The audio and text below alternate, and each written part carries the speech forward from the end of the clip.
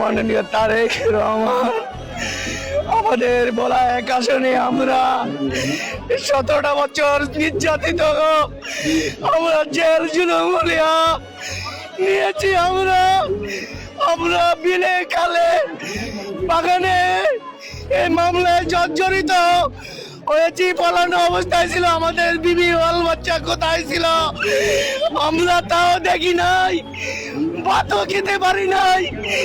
আজকে আমাদের সেই ধানের শীষের সেই প্রথম ভোট আমরা দিতে চেয়েছি। আমাদের এই যে ধানের শীষের প্রথম ভোটটা আপনি বলা এক আসন থেকে আমাদের কেড়ে নিয়েছেন। আমাদের এই দুঃখ আমরা কার কাছে বলবো? মাননীয় তারেক রহমান, আপনি এসেছেন শুধু লন্ডন থেকে। আমরা ভেবেছি আমাদের সেই ধানের শীষের সেই 17 বছর এত রাজপথে এত কষ্ট করেছি, সেই প্রথম ভোটটি আমরা ধানের শীষে দিব।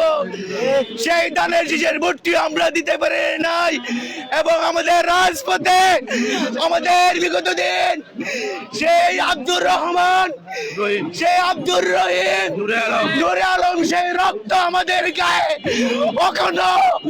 ওখানে মেখে আছে।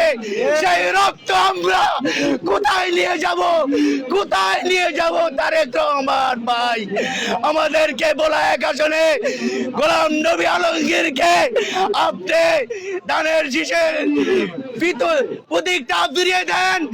আমরা যে প্রথম ভোট ধানের শীষে দিতে পারি, আমরা আপনার কাছে আকুতি মিনতি করি আমাদের সেই ধানের শীষের ভোটটা বলা এক আসনে আমাদেরকে ফিরিয়ে দেন।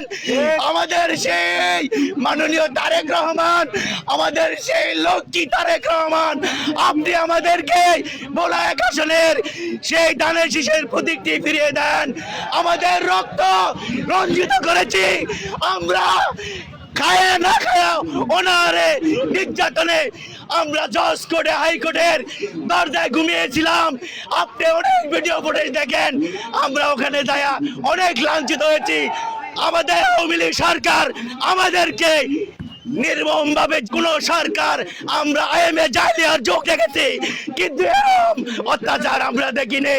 সেই অত্যাচারের ভিতরেও আমরা জেল জুলুমলিয়া নিয়ে জর্জরিত হয়ে আমরা সেই 5ই আগস্ট একটি রাষ্ট্র পেয়েছি, সেই আমাদের স্বাধীন রাষ্ট্র পেয়েছি।